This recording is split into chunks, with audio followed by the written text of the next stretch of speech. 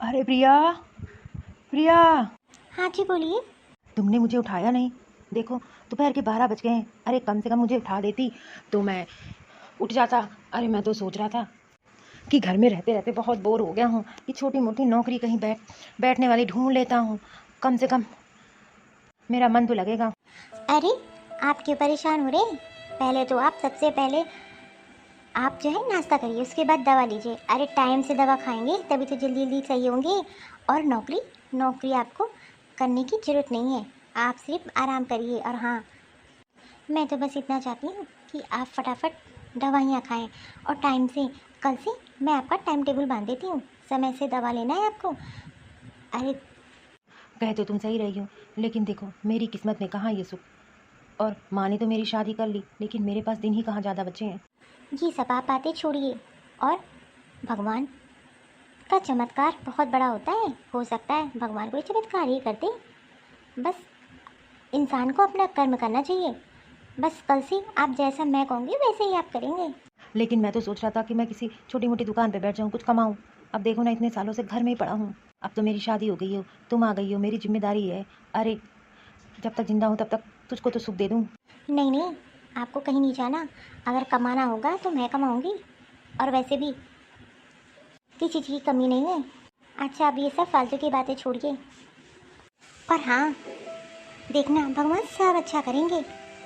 प्रिया बहू, मुझे पता है मैंने तेरे साथ बहुत गलत की और तुझसे इतनी बड़ी बात छुपाई, लेकिन तू अभी भी मेरे बेटे के लिए सोच रही है। बेटा मुझे माफ़ कर देना, लेकिन मुझे पता है मेरे बेटे के लिए तू सब बहुत अच्छी है, और ऐसी पत्नी अपने पति के लिए अच्छी साबित होती है। मम्मी जी सब छोड़िए, और मैं सोच रही थी कि अब मैं सुबह शाम इनको टहलाने ले जाया करूँगी। और हाँ, दवाइयाँ टाइम से दूँगी, खाना, और खाने में अब मैं इनके लिए जो बनाऊँगी वो इनको खाना पड़ेगा। प्रिया तुम कितनी अच्छी हो। एक लड़की की शादी होती वो सोचती कि मेरा परिवार, मेरा पति ऐसा हो, मुझे घुमाए टहलाए और इतना पैसे कमाए और मुझे अच्छे। लेकिन मैं तो एक बीमार आदमी हूँ। लेकिन तुम तभी मेरे लिए सोच रही हो। मेरी किस्मत शायद बहुत अच्छी है, लेकिन भगवान ने मेरी किस्मत ज़्यादा दिन की नहीं लिखी है। बस इसी चीज़ का दुख है। अच्छा ये सब छोड़िए, फटाफट आप नहा लीजिए, मैं आपके लिए लंच बना देती हूँ। मम्मी जी आप भी ये सब छोड़िए, शायद मेरी किस्मत में यही लिखा था। और हाँ, अब मेरी शादी हो गई है, अब मेरा फ़र्ज़ है अपने पति को सेवा करना, अपने पति को खुश रखना। और आपकी कोई गलती नहीं है इसमें। जब अपनों ने मुझे धोखा दे दिया, जब अपनों ने मुझसे इतना बड़ा झूठ बोला, तो मैं आपको ही क्या बोलूँ। लेकिन हाँ, मैं तुमसे वादा करती हूँ, मैं तुम्हें कभी अकेला नहीं छोड़ूंगी। जो बन पड़ेगा मैं हमेशा तेरे साथ खड़ी रहूँगी।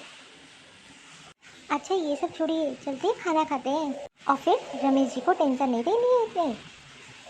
और वैसे भी ये सब हम लोग के बीच की बात है, उनको भी बताने की ज़रूरत नहीं है। जो हो गया उससे भूल जाइए। अब जो है हम लोग को बस रमेश जी का ध्यान रखना है अच्छे से। तू सही कह रही है, चल के खाना खा लेते हैं। मम्मी जी मैं सोच रही थी कि रमेश जी के लिए चिल्ले बना देती हूँ। वैसे भी बहुत हेल्दी होता है और उनके लिए तो बहुत अच्छा है। और थोड़े फ्रूट्स काट देती हूँ। अरे इसको तो चिल्ला बहुत पसंद है, मैं भी बनाती हूँ। ओहो, खाना मिलेगा कि नहीं? हाँ दीदी, खाना तैयार हो गया। बस रमेश जी के लिए चिल्ला बना रही थी। वो क्या है ना, वो अभी भी उठे हैं, तो मैंने सोचा उनको दे देती हूँ, फिर साथ में निकाल के लंच करते हैं। मुझे तुम लोग के साथ खाना नहीं खाना, और वैसे भी मुझे भूख लगी है। और टीना को भी खाना देना है, वो अभी भी स्कूल से आई है। और हाँ, इतनी जो सेवा कर रही है अपने पति की ना, वो सही होने वाला तो नहीं है, चाहे जितनी सेवा तो कर लो। अरे सारे डॉक्टर ने इसको जवाब दे दिया, और कितना पैसा मैंने लगाया, अब मैं तो 1 रुपया नहीं देने वाली।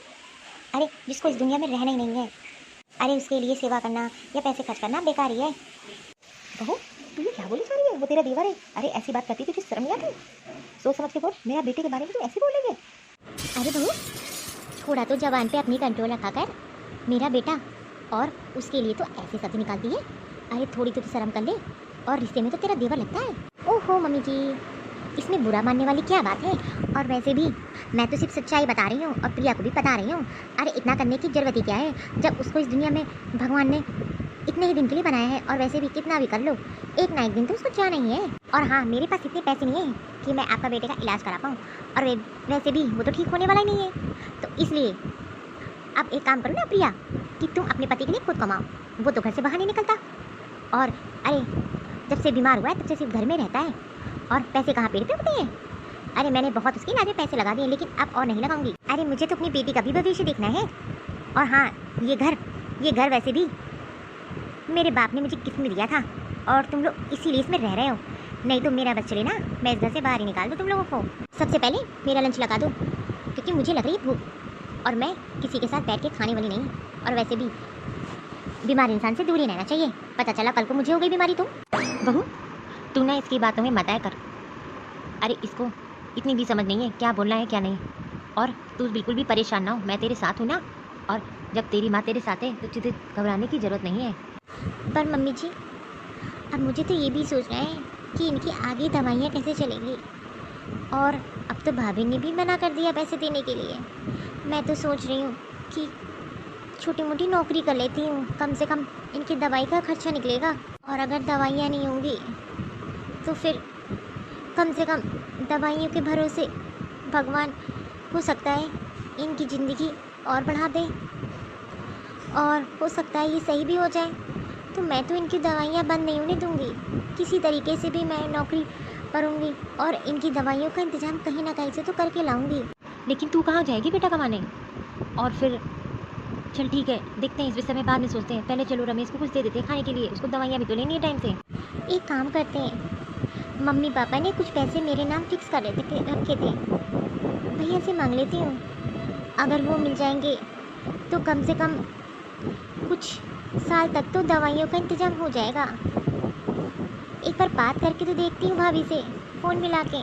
और वैसे भी शादी में तो कोई पैसे लगे ही नहीं हैं, तो वो पैसे तो मेरे जमा होंगे, वही मांग लेती हूँ। अरे सुनिए जी, कहाँ है? अरे क्या हो गया, क्यों चिल्ला रही है? वैसे तो आपकी बहन जब से शादी को गई है तब से फोन नहीं उसे क्या, और आज फ़ोन कर रही है, बोल रही है मुझे 20 लाख की ज़रूरत है। अब 20 लाख रुपए इसको कहाँ से दे दूँ? बोल रही थी मेरे मम्मी पापा ने जो मेरे नाम पैसा जमा कर रखा था वो मुझे चाहिए, मुझे अपने पति का इलाज कराना है। अब आप ही बताइए, अरे उसको बचपन से हम लोगों ने पाला पोसा बड़ा किया, अब वो अपना पैसा मांग रही है और उसके अच्छे घर में शादी कराई। अरे आपकी बहन तो एहसान फरामोश निकली। अरे तो क्या हुआ, मना कर दो, बोल दो कि नहीं है। और जो है पैसे भी मैंने तो वो अपनी बेटी के नाम फिक्स कर दिया, अब मैं उसको कहाँ से दूंगा। और अब तो उसकी शादी हो गई, उसका ससुराल है, अपना परिवार देखे, और उसके पास पैसों की कमी कहाँ है। मैं नहीं मना करूँगी, आप एक काम करिए, अपनी बहन को खुद मना करिए। वैसे तो शादी के बाद इस घर में आई नहीं और आज फ़ोन करके बोल रही है कि मुझे पैसे चाहिए, और वैसे भी उतने पैसे से कहाँ से हो पाएगा। अरे मैंने तो बोल दिया साफ साफ कि मैं वो पैसा नहीं दूंगी, और वैसे भी आप तुम अपने भाई से बात कर लो।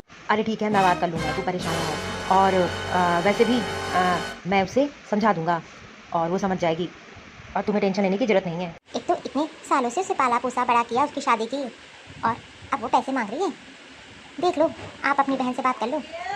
अरे ठीक है यार, वैसे भी वो अपने ससुराल में है और मैं उसको फ़ोन से बता दूँगा ना। प्रिया बहू, अरे क्या हो गया, ऐसे क्यों मुँह बनाए खड़ी है? और ये बता, तूने अपने घर मैके में बात किया ना पैसे के लिए?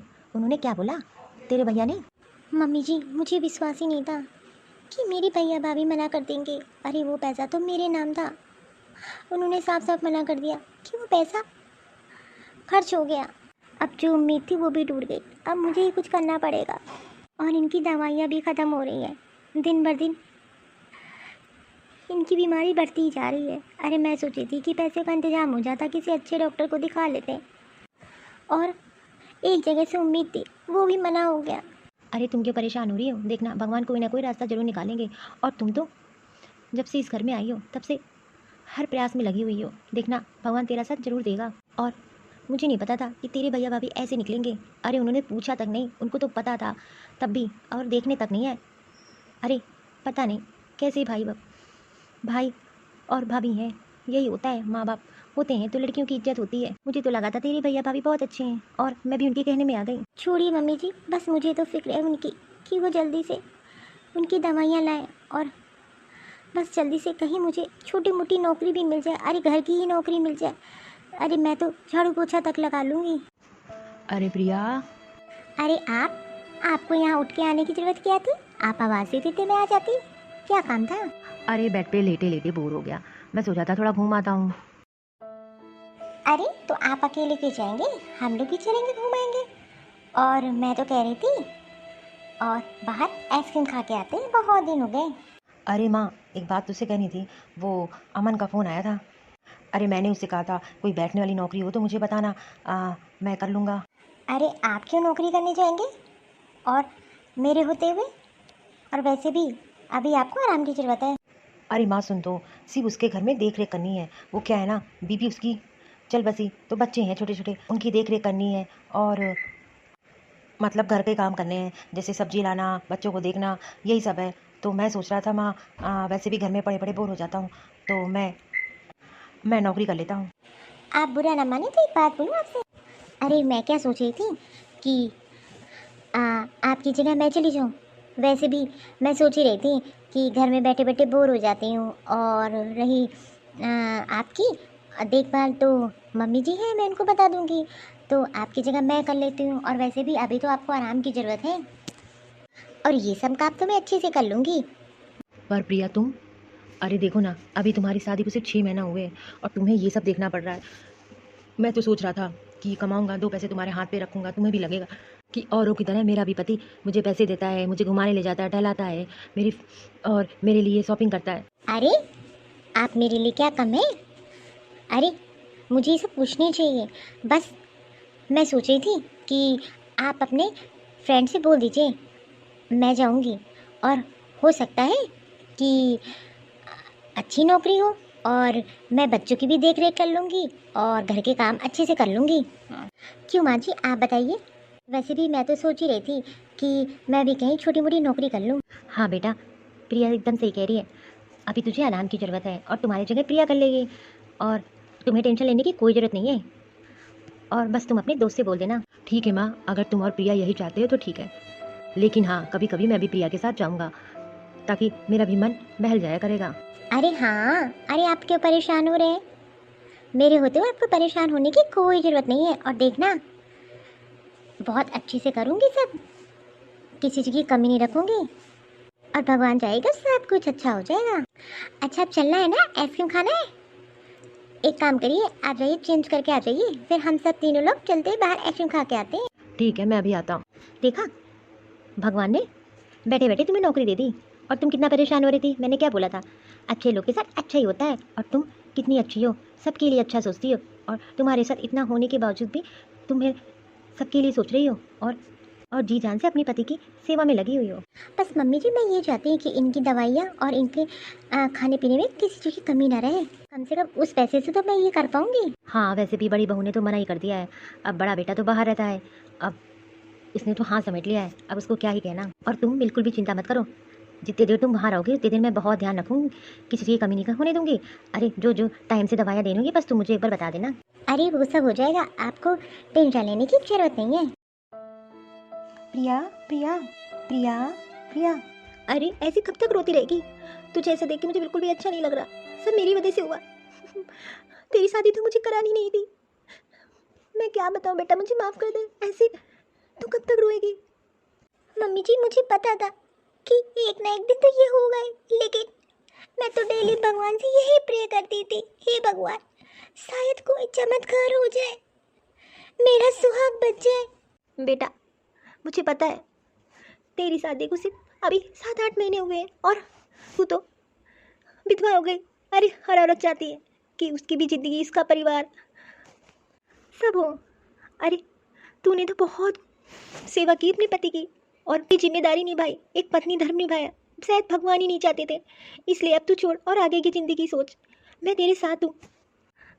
तूने अपना पति खोया है तो मैंने भी अपना बेटा खोया है, लेकिन मुझे ये पता है कि तेरा दुख कोई नहीं समझ सकता है।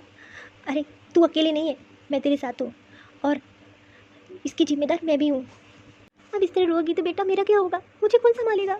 ओहो, अब रोने धोने से क्या फायदा। और प्रिया, तुझे तो पता ही ना था कि एक ना एक दिन ये दिन तो आना ही है, इसलिए परेशान होने की तुझे जरूरत ही क्या है। लेकिन हाँ, इस बात का तो अफसोस रहेगा कि तूने कितने सपने सजाए होंगे। अरे कि मेरी शादी होगी, मेरा पति ऐसा होगा, कमाएगा, मुझे मुझे और पतियों की तरह घुमाने टहलाने, और पैसा कमाएगा, नौकरी पे जाएगा। लेकिन इन लोग की गलती है ना कि तेरी शादी जो ऐसे इंसान से कर दी, और देखो आज तू विधवा हो गई। अब तू इतना मत सोच, अपनी ज़िंदगी को आगे बढ़ा। अरे मैंने तो सुना था तू भी आगे पढ़ना लिखना चाहती थी, लेकिन यहाँ आके तू बेचारी, तेरी किस्मत भी ना कितनी फूटी है। एक काम कर, अच्छा हुआ अब तू अपनी आगे की पढ़ाई शुरू कर और आगे की ज़िंदगी के लिए सोच। बड़ी बहू, तेरी जवान पे लवान नहीं है, तू क्या बोल रही है? अरे ऐसे टाइम में तो तुझे इसका साथ देना चाहिए और तू जलेबी नमक छिड़क रही है। अरे किसी ने अपना पति खोया है, अरे और तू ऐसे शब्द बोल रही है। मैंने तो सोचा था तू एक ना एक दिन सुधरेगी, लेकिन तू ना सुधरने वाली नहीं है। अरे तेरी जवान इतनी खराब हो चुकी है कि तुझे इतना भी अंदाजा नहीं है। तू क्या बोले जा रही है? बस प्रिया, अब तू यहाँ रह के करेगी क्या? एक काम कर, तू अपने मैके वापस चली जा। और वैसे भी अब तेरा यहाँ है ही कौन, और तेरी सास अब बुढ़ी हो चुकी है। अब पढ़ ले, अपनी ज़िंदगी आगे बढ़ा।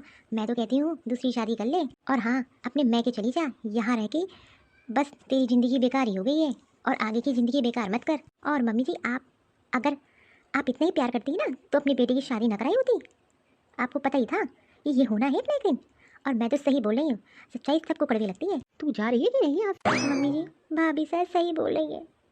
मैं अपने मैके तो नहीं जाऊंगी, लेकिन हाँ मैं जो पैसे कमाती हूँ सोच रही हूँ कहीं कमरा लेके वहीं रहूंगी। अब मैं यहाँ और नहीं रहूंगी। भाभी के ताने और फिर रमेश जी की याद आएगी। मैं यहाँ और नहीं रह पाऊंगी। शायद तू सही कह रही है, मैं तुझे अब नहीं रोकूंगी। और वैसे भी मैंने इतनी गलतियाँ की हैं, तू शायद सही बोल रही, लेकिन एक शर्त पे तुझे जाने दूंगी। मैं भी तेरे साथ चलूंगी, क्योंकि इसको तो तू जानती है ना, कम से कम तेरे साथ रहूंगी तो मैं तेरी देखभाल करूंगी। और तू जितना मेरा अच्छे से ध्यान रखती है शायद मेरा कोई ना रख पाए। और मुझे तो ये भी पता है तू अपने मैके नहीं जाएगी, तो जहाँ तू जाएगी मैं भी तेरे साथ चलूंगी। पर मम्मी जी, आप मेरे साथ इस उम्र में इतना बड़ा घर छोड़ के जा रही हैं। अरे घर, अरे इस घर में रखा ही क्या है? मेरा बेटा चला गया और बहू ताने पे ताने देती है। अरे अब मुझे यहाँ नहीं रहना, मैं भी तेरे साथ चलूंगी बेटा, बस मेरी आखिरी इच्छा मान ले। तो ये काम करना, जहाँ तू घर के काम करनी चाहती है अपने साहब से बात करना। हो सकता है वहाँ कोई रूम खाली हो, और हो सकता है तुझे रहने के लिए बोल दे। हाँ आप सही कह रही हो। ठीक है, लेकिन अभी फ़िलहाल के लिए यहाँ से निकलते हैं। पापा पापा, आंटी आ गई। आंटी, आप 2 दिन से क्यों नहीं आई थी? मैं तो आपका इंतजार कर रही थी। और पता है, आपके हाथ का ही खाना मुझे अच्छा लगता है। अरे चिंकी बेटा, वो क्या है ना, मुझे बहुत ज़रूरी काम आ गया था, इसीलिए मैंने छुट्टी ले ली। लेकिन हाँ, अब आप जो बोलोगे मैं आपके लिए बनाऊंगी, और आपको खाना पड़ेगा। देखो ना, पापा तो मुझे बाहर का खिलाते थे, और आप मुझे बना के खिलाती हो। तो आप जल्दी से मेरे लिए पनीर की सब्जी बना दो, जो आप मेरी फेवरेट बनाती हो। चिंकी बेटा, आप अंदर जाइए। ठीक है, आपके लिए वो पनीर की सब्जी बना देंगे। ठीक है पापा। बच्चे हैं ना, आपसे घुल मिल गए हैं, और आप भी इनको बहुत प्यार देती हो, हर चीज़ का ध्यान रखती हो, इसीलिए आपको याद कर रहे थे। लेकिन मुझे पता है, अरे मुझे पता चला कि रमेश जी के साथ, लेकिन मैं इस विषय में बात नहीं करना चाहता। बहुत दुख हुआ ये सुन के। अगर किसी चीज़ की मदद चाहिए तो मैं ज़रूर करूँगा, बस आप मुझे बताइए मैं क्या कर सकता हूँ। हाँ साहब जी, मैं सोच रही थी कि कुछ दिन के लिए आप के यहाँ जो रूम खाली है आप वहाँ रहने दीजिए। उसके बाद मैं कोई कमरा ढूंढ लूँगी, और मैं और माँ जी वहीं रहेंगे। अरे ये कैसी बात कर रही हो? अरे तुम इतना ध्यान रखती हो मेरे बच्चों की और हर चीज़ का, और तुम्हें पता है हमारे यहाँ एक गेस्ट रूम है। मैं तो ये पहले ही कहने वाला था, लेकिन फिर मुझे लगा कि बुरा ना मान जाओ इसलिए। लेकिन हाँ, अब तुम्हें कहीं जाने की ज़रूरत नहीं है। तुम और माँ जी आराम से वहाँ रह सकते हो, और किसी चीज़ की कमी नहीं है। और माँ जी आपने सोचा ही कैसे? अरे आप आराम से यहाँ रह सकती हैं। अरे ये तो अच्छा ही होगा कि मेरे बच्चे तो वैसे भी प्रिया से घुल मिल गए हैं, और आपसे भी मिल जाएंगे तो उनका मन और बहलेगा। अच्छा, तो तुम घर में अकेले रहते हो और तुम्हारे बच्चे? हाँ हाँ, वो क्या है ना, माँ कभी कदार छुट्टियों में आ जाती है। अब वो तो मैंने तो माँ से बोला कि माँ यहाँ आके रह, किसी चीज़ की कमी नहीं है। लेकिन अब माँ बोलती है कि मैं तो गाँव में ही रहती हूँ, मुझे वहीं अच्छा लगता है। अब माँ जी आप तो समझती ही हैं ना, तो इसीलिए मैं माँ से ज़बरदस्ती नहीं करता। कुछ दिन आके रह चली जाती है, बस उनके लिए इतना ही काफ़ी है। और फिर मैं कोई नैनी रख लेता हूँ बच्चों के लिए, उनकी देखभाल करने के लिए, तो वो भी नहीं टिकती हैं। लेकिन देखो, अमन ने बताया रमेश के लिए, और फिर प्रिया मिल गई। और देखो, जब से प्रिया यहाँ घर का सारा काम करती है, बच्चों को संभालती है, तब से बच्चे इतना घुल मिल गए हैं प्रिया से। और प्रिया भी छोटी छोटी चीज़ों का ध्यान रखती है। हाँ हाँ, मेरी बहू ऐसी ही है। अरे मैं इसके लिए जितना ही बोलूँ उतना ही कम है, लेकिन मेरी बहू ने बहुत झेला है, बस मैं अब नहीं चाहती कि ये और झेले। प्रिया, ऊपर वाला जो गेस्ट रूम है वहाँ जाके तुम अपना सामान रखाओ। प्रिया, ये तो बहुत अच्छी है तुम्हारी सर, जहाँ तुम काम करती हो। मुझे नहीं लगा था। और देखो, लोग कहते हैं ज़्यादा पैसा होता है उसको घमंड होता है, लेकिन घर देखो कितना बड़ा है। और लेकिन घर में सिर्फ 3 लोग, लेकिन घमंड घमंड तो बिल्कुल भी नहीं। हाँ मम्मी जी, सर जी बहुत अच्छे हैं। आपको पता है, अरे कभी कभी मैं छुट्टियाँ ले लेती थी ना, तो मेरे पैसे कभी नहीं काटे इन्होंने। और तो और, मुझे तो एक बार इन्होंने बोला भी कि तुम यहाँ आके रह सकती है अपने पति के साथ। फिर मैंने ही मना कर दिया। चलिए मम्मी जी, सामान रखते हैं, और फिर मुझे बच्चों को संभालना भी तो है। आंटी आंटी, मेरे लिए आप मिल्क शेक बना दो, मुझे आपके हाथ का मिल्क शेक बहुत पसंद है। अच्छा ठीक है, अभी बना देती हूँ। और चिंकू कहाँ है? अरे वो तो टीवी देख रहा है, मैं तो बहुत मना करती हूँ, लेकिन मेरी सुनता कहाँ है। अब आप ही इसको समझाओ। मेरा मैगी खाने का मन कर रहा है, आप एक काम करो, मेरे लिए मैगी बना दो। मैं जाकर अपने रूम में बैठ के खाऊंगी। अरे चिंकी बेटा, मैगी खाएगी? मैंने क्या बोला था, मैगी खाने से पेट में दर्द हो जाएगा। एक काम करो, अभी खाना खा लो, शाम में मैगी बना दूंगी। ठीक है आंटी, लेकिन आप आओ, चिक्कू को डांटो, वो सुनता ही नहीं है मेरी। अच्छा तुम चलो, मैं आती हूँ। अरे वाह प्रिया, बच्चे तो तुमसे बहुत खुल गए, तेरी सारी बात मानते हैं। क्या बात है, ये सब प्यार का नतीजा है। तू इतनी अच्छी है ये कि जहाँ जाती है सब तुझसे प्यार करने लगते हैं। देखो पल भर में छोटे छोटे बच्चे भी तुझसे कितना प्यार करते हैं। बस मेरी प्रिया का दोबारा घर बस जाए, और मुझे कुछ नहीं चाहिए। एक सुख तो मैं इसको दे नहीं पाई, लेकिन अब मैं चाहती हूँ कि उसको दोबारा बस जाए। जो वो चाहती है सब उसकी इच्छा, भगवान जल्दी से उसका घर बसा दो, और जो जो उसने सोच रखा है सब उसका पूरा कर दो। मुझे उसकी हालत देखी नहीं जाती, इतनी कम उम्र में बेचारी। शादी होने के बाद सबसे बेकार होता है कि औरत विधवा हो जाए, और वो भी इतने कम उम्र में। हे भगवान, आप कोई ऐसा लड़का भेज दो जो मेरी प्रिया को खुश रखे, और सारी उसकी पूरी ज़िंदगी उसको खुशियों से भर दे। अरे आंटी जी। अरे आओ आओ बेटा आओ। अरे कोई काम था क्या? बताओ, मैं कर देती हूँ। अरे नहीं नहीं, अरे मुझे आपसे कुछ बात करनी थी। हाँ बताओ बेटा, क्या बात है? अब मैं कैसे बोलूँ, शायद आपको अच्छा ना लगे या आप बुरा मान जाओ, लेकिन मैं बहुत दिन से सोच रहा था कि मैं प्रिया से बोल लूँ, लेकिन इस हालत में प्रिया से बोलूँगा तो उसको लगेगा कि शायद उसे अच्छा भी ना लगे, इसीलिए मैं आपसे बोलना चाह रहा हूँ। अरे क्या हुआ, तो मुझे बता सकते हो? अरे मेरे बच्चे तो प्रिया को बहुत मानते हैं, और प्रिया भी जब से यहाँ काम कर रही है तब से बस प्रिया प्रिया आंटी, प्रिया आंटी। अरे उनके हाथ का खाना, उनके हाथ के कपड़े प्रेस किए हुए, सब उन्हीं के पसंद का करते हैं बच्चे। तो आंटी जी, मैं सोच रहा था कि मैं प्रिया से शादी कर लूँ तो मुझे भी एक पत्नी मिल जाएगी और बच्चों को उनकी माँ। अगर आप हाँ करेंगी तो, नहीं तो कोई ज़ोर ज़बरदस्ती नहीं है, वैसे भी मैंने तो सिर्फ आपके आगे बात रखी है। अरे बस मैं तो ये भगवान से मनाई रहती कि मेरी बहू का दोबारा घर बस जाए। पता है कि मेरा बेटा तो चला गया, लेकिन मैंने कभी नहीं चाहा कि प्रिया का घर ना बसे।